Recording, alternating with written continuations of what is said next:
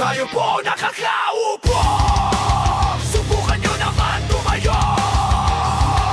Pagkamatanaw at pagkamatanaw ninyo ang tunay na kalagayan ko.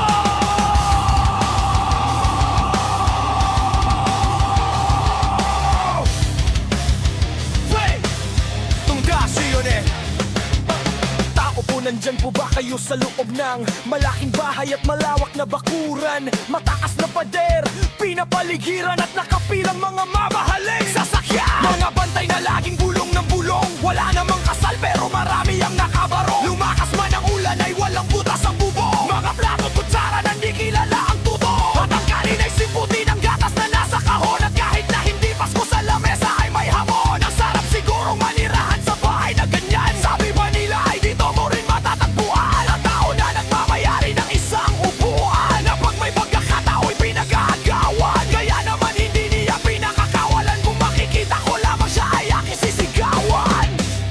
Kayo po na nakaupo, subukan nyo naman mayo. Ang pagkamatanaw at pagkamatanaw ngayo ang tunay na kalagayan ko.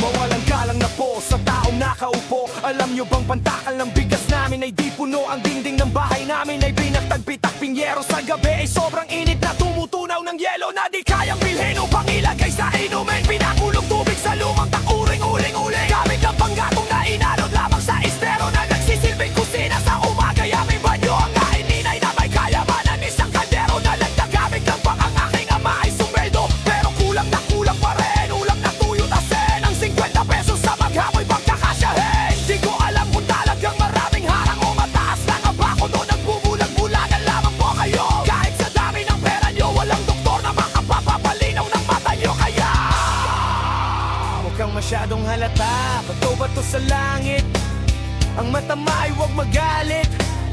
O bato-bato sa langit, ang matama ay huwag masyadong halata.